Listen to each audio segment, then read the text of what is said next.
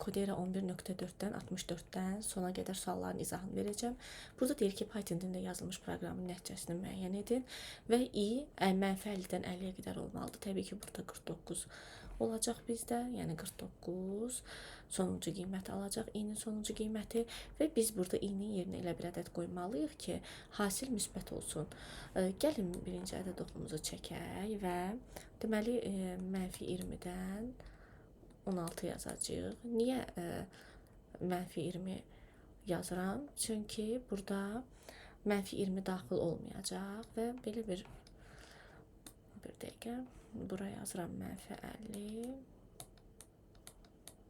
Burada yazıram 49. Belə deyək də 49.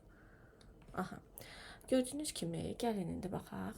Mən -20-dən 16-ya olan ədədlər içərisindən bir dənə ədəd götürürüm. Tutaq ki 6. 6 götürəndə 6-dan 16 çıxanda mənfi eləyir. Artıq bu mötərizə mənfi olduğu üçün hasil də mənfi olacaq və bu ifadə alınmayacaq. Ona görə biz buradan ədədlər götürmürük. -20-dən -50-yə qədər götürürük. -20-nin özü daxil deyil. -20-nin özü niyə daxil deyil? Çünki -20 üstə gəl 20 0 olacaq və hasil 0-a bərabər olacaq. Bu da düzgün deyil. Ona görə mən -21-dən -50-yə qədər olan ədədləri hesablayacağım. -21 çıx -50 üstə gəl 1 bərabərdir 30. Aha. Sonra 49-dan 16-ya qədər yenə 16-nın özünü götürməyəcək. Çünki 16 çıx 16 0 eləyəcək. Ona görə də 17-ni götürürük. 49 çıxılsın 17 üstə gəl. Niyə belə yazır qələm bilmirəm. 1 bərabərdir 33. Və 30 üstə gəl 33 edəcək 63.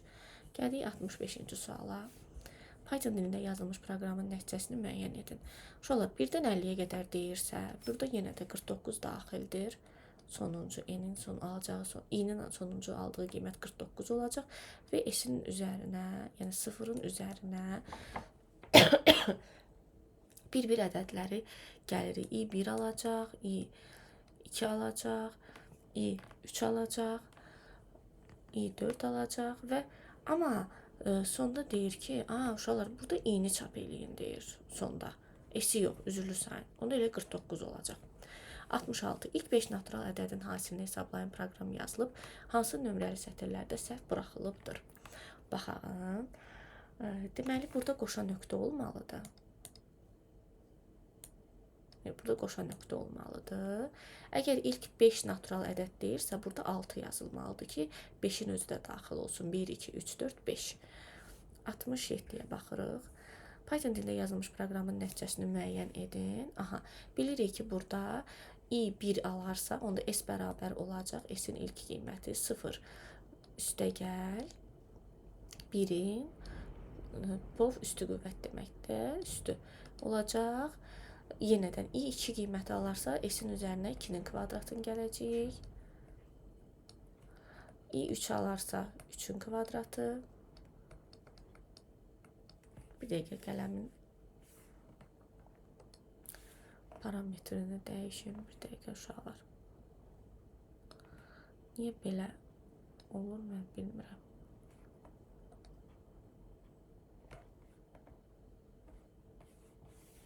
Görək, düzələcək. Aha, 3-ün kvadratı üstə gəl 4-ün kvadratı və yox, 4-ün kvadratı dayandıq. Aha, bu da eləyəcək cavab. Deməli 4 üstə gəl 1 5 üstə gəl 9 14 üstə gəl 16 30. Deməli 68. Hansı proqram 1-50 parçasında olan tək natural ədədlərin cəmini hesablayır? Tək deyirsə burada nədir soruşacaq bizdən? Sizcə nə soruşar? Qalıqla baxacaq. Qalığı tapanı deməli bir dənə D variantı uyğun gəlir. Soruşur ki, tutaq ki 4-ü götürsək buradan və yaxud da 5-i götürsək. 5-i 2-yə böləndə qalıq 0-a bərabərdirmi? Sualı verilir. Deməli 69-a baxırıq. Avtomatik olaraq görünür ki, uşaqlar, burada S bərabərdir. S vurulsun I. Burada vurmadan söhbət gedirsə, 1-dən n plus 1-ə qədər deyirsə, ta ki n-i götürürəm 4, düzdürmü? I nəyə bərabər, S nəyə bərabər olacaq? 1 vurulsun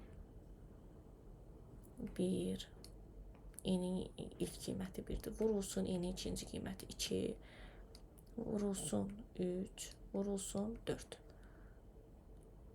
Yox, 4 yox. Elə vurulsun 3, üzrlü sayı, 4 yox. Aha. 1 vurulsun, 2 vurulsun. Bu nə deməkdir? Faktorial deməkdir də. Ədədin faktorialı. Sonra 70-ə baxırıq. Aha. Python dilində yazılmış proqramın nəticəsini müəyyən edin. Uşaqlar, burada baxacağıq ki, 1-dən 11-ə qədər deməli, bizim i'miz hansı qiymətləri alır? 1, 2, 3, 4, 5, 6, 7, 8, 9 və 10. Düzdürmü? Sonuncu qiyməti almır. Gəlin baxaq. n1. i'nin qiyməti 1-dir. 1-i 2-yə böləndə qalıq neçə eləyir? 1. 1-i 3-ə böləndə qalıq neçə elədi? 1. Baxıram. Orada biz bilirik ki, bir tərəf müsbətdirsə, nəticə true olacaq. n1 1-ə bərabərdir, hə. m2 0-a bərabərdir, yox. Amma biz nə edirik? Bu halda s-in üzərinə 1 əlavə edirik. Onda 0 üstə gəl, 1 yazırıq. Yazdım bura. 0 üstə gəl, 1. Aha, 2-ni götürürük. 2-ni 2-yə böləndə eləyir 0. 2-ni 3-ə böləndə eləyir 2. Bizim hər iki tərəfimizdə də onu ödəmir. Çünki n1 0-dır, m2-də 2-dir, ödəmir. 3-ə baxıram. 3-ü 2-yə böləndə qalıq neçə elədi? 1. 3-ü 3-ə böləndə qalıq neçə elədi? 0. Deməli, bu şərtimizdə ödənilir. Üzərinə 1 gəlirəm. 4-ə baxıram. 4-ü 2-yə böləndə qalıq 0 eləyir. 4-ü 3-ə böləndə qalıq eləyir 4. Bu şərt ödənmir. 5-ə baxıram. 5-i 2-yə böləndə eləyir 1. 5-i 3-ə böləndə eləyir neçə? 5. Bu şərt ödənilir, bəli. Üzərinə 1 gəlirəm. Sonra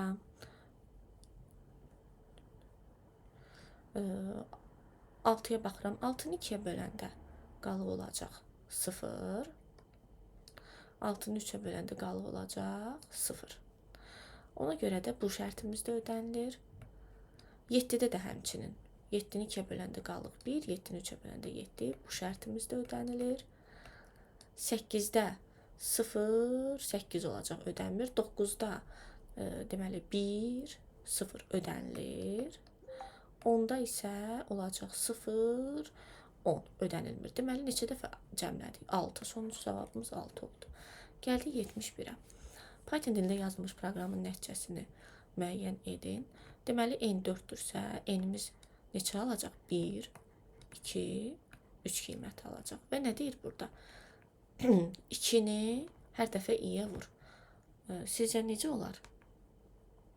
2 vurulsun 1, vurulsun 2, vurulsun 3. Olacaq 12. 72. Verilmiş proqram kodunun haqqında hansı mülahizələr doğrudur? Gəlin baxaq. Deməli, əgər şərt ödənilirsə, bunu çap eləyəcək. Ödənmirsə, bunu çap eləyəcək. B16-dırsa, deməli, 1-dən elə 16-nın özü də daxil olur, belə deyək. Əgər, burada görürsünüz, nə deyir? Deyir, qalıq 0-a bərabərdirmi? Əgər onda i-ni çap elə. I-ni çap elə deyirsə, tam bölənlərini çap eləyir. Məsəl üçün,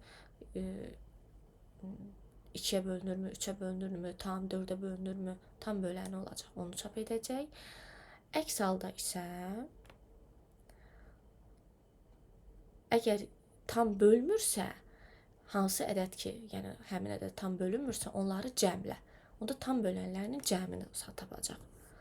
Sonra 73-dədir. İlk 9 natural ədədin cəmini hesablayan proqramı tapın. Daha doğrusu hesablayan proqram yazılıb, hansı nömrəli sətirlərdə səhv buraxılıb. 2 doğrudur. Deməli, 2 doğrudur. Print i. 4 də doğrudur. Bir dəqiqə. Aha, 1 ilə 3-dür yanlış olan. Burada qoşa nöqtə də olmalıydı. 74-ə baxırıq. 74-də Python dilində yazılmış proqramın nəticəsini müəyyən edin. Bizdə uşaqlar i-ni çap eləməyi soruşur və çox sadə sualdır əslində bu. Və deyir ki, əgər 4-ə bölünürsə, 4-ə bölünəndə qalıqda 0 alınırsa, onda i-ni çap elə. Gəlin baxaq. 1-dən 50-yə qədər 3 artacaq. 1, 4, 7. Qələmim 10. Dəqiqə. 1, 4, 7, 10, 13.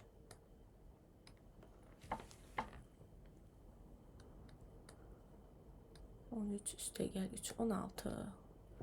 Nəsə bu sualda elə bir ki, qəribəlik var.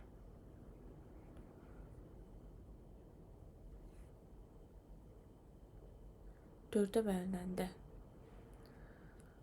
0 alınan, bir dəqiqə, 0-a bərabərdirmi? Cavab 4 olacaq. 4-ü 4-ə böləndə 0-a bərabərdirmi qalıq? Bəli. Onda Y bəndi. Sonra 75-ə baxırıq. Python dilində yazılmış proqramın nəticəsini müəyyən edin. 50-dən 100-ə qədər deyir. Götürürük. 50-ni 10-a bölə. Elə bir ədəd olmalıdır ki, onu 10-a böləndə tam hissəsi ilə 10-a bölünəndə həmin hissəsi eyni olmalıdır və i-ni çap eləyəcəyik. Yəni bu götürülən ədədlərdən. Məsəl üçün, məntiqi cəhətdən baxsaq, uşaqlar, bütün 2 rəqəmli ədədlərdə elə olacaq. Biz bilirik ki, bu ədəd bölünəndə tam hissəsini götürür. Bu hissə, yəni neçəyə bölünürsə, onu da yəni götürəcəyik o ədədi. Ona görə də 100 alınmayacaq, çünki 10.0 kimi götürülür. Və bir dəqiqə baxaq. Daha doğrusu 100-ü götürmürük. Sonuncu ədəd götürülmür axı. 50-dən 99-a qədər olacaq ədədlər. Və bu da tam ədədlərdir də, yəni məntiqi cəhətdən həm ona bölünəndə tam hissəsi, həm də ona bölünəndə yəni qisməti eyni olan 50, 60, 80, 50, 60, 70, 80, 90 olacaq. 100 olmayacaq sonuncu. Dövrdə axı sonuncunu götürmürdük. 76-ya baxırıq. Bunlar şifahi suallardır. Python dilində yazılmış proqramın təyinatını müəyyən edin.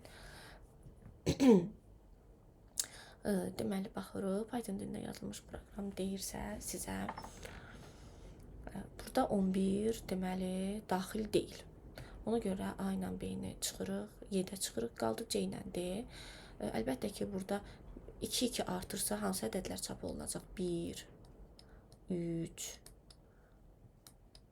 5,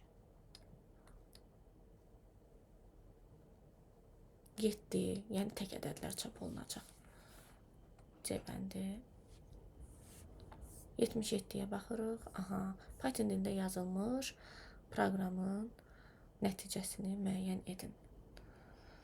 Deməli, baxırıq. i-yə qiymət verəndə 1-dən başlayırıq. 1-i 2-yə böləndə 0 eləyirmi uşaqlar? 1-i 2-yə böləndə 0 eləyir. Yox, keçirik bura. 1-i 3-ə böləndə 0 eləyir. Xeyr. Onda S bərabərdir. 0 üstə gəl 3. S olacaq 3.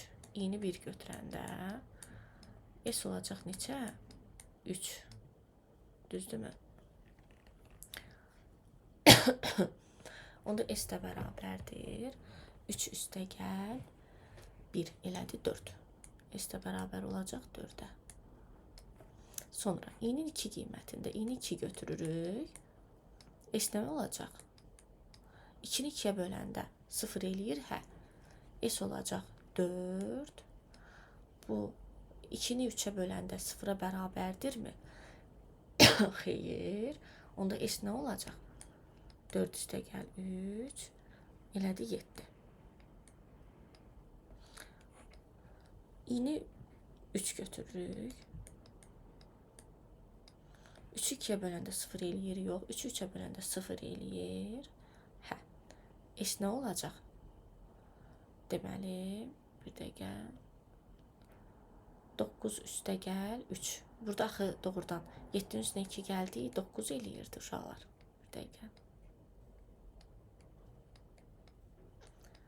Qələm niyə belə eləyir? 9'un üstünə 3 gəldi, elədi 2. Daha doğrusu 9'un üstünə 3 gəldi, elədi S 12. Və hər dəfə biz i'nin yerinə 4 qoyalım. Gəlin buradan yazım. I bərabərdir 4. Aha, i bərabərdir 4. 4'ü 2'ye böləndə 0 eləyir. Hə. Ondan S əgər doğrudursa, heç buna ehtiyac yoxdur. S neçə eləyəcək? 13. Sonra i'ni 5 götürəndə 5'i 2'ye böləndə 0 eləyir, xeyr. 5'i 3'e böləndə 0 eləyir, xeyr. Onda 13 üstə gəl 3 neçə elədi? 16.